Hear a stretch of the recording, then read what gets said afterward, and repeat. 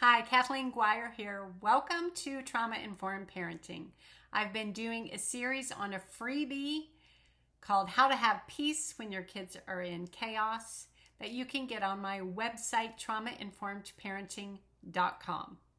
So the first two in the series that I talked about, reframing your beliefs, making sense of, and peace with your past. But let me review for a minute. So when we adopted a sibling group of 4 to add to our 3 bios, I thought that the way to go was to first learn the science. Like, why are my kiddos just so dysregulated? What's going on? If I learn the science and I apply the science. In fact, I used to keep my husband up at night. I'd be sitting there reading in bed and I'd be like, listen to this. This is why he's doing this, and this is what we need to do. And so I tried that, and it wasn't working. But what I realized was the biggest part of the chaos was me. I had a trauma history myself, which is what gave me a heart for adoption and for kiddos from hard places. But I hadn't dealt with or reframed my beliefs or made sense of and peace with my past. I just wanted to learn a bunch of these science tips and just apply them, and the behavior was going to change, and that was not working. So what I learned does work is reframe your beliefs, whether it's about parenting, whether it's about yourself. You have to first, or myths you believe, you have to reframe your beliefs. And then you have to make sense of and peace with your past, which will be an ongoing thing. It will be a constant in your life, but you have to start making sense of and peace with your past. Then you can learn the science. And then the behaviors will change. First yours, it was mine, and then my kiddos. Then you will have more peace in your home. So what I want to talk today is just a little snippet of the science. Because what often happens is we look at our kiddos' behavior and we might say this is bad behavior, and we just want to fix that behavior without looking underneath or behind or seeing what the need is behind that behavior or what trauma actually affects.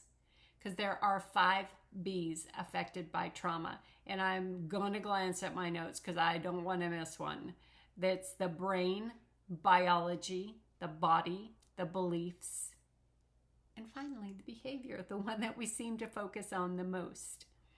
Now, when I first learned that there were these 5 B's, and it was just, in my training it was taught there were just 5 B's, and then when I heard them I was like, that's pretty much everything, right?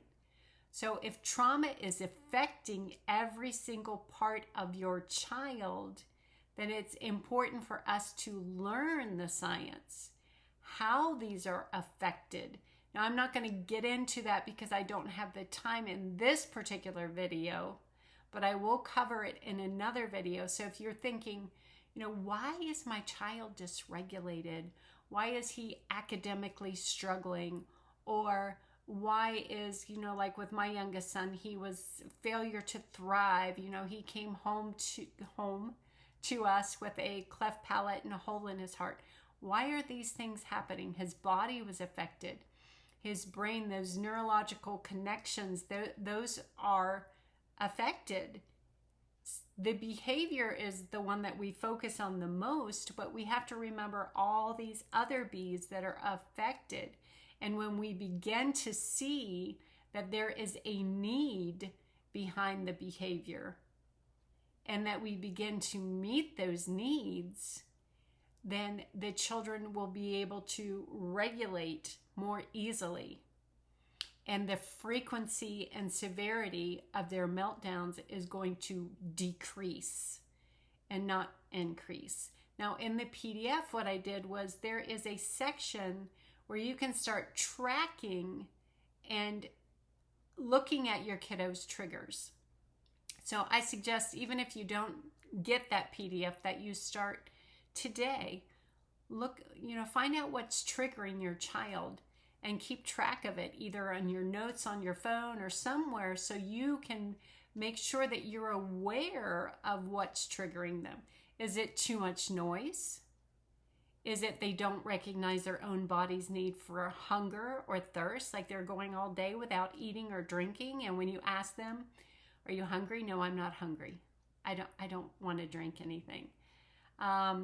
So start tracking those, and while you're tracking them, start meeting the need behind that behavior so that you can lessen the frequency and the severity of the meltdowns.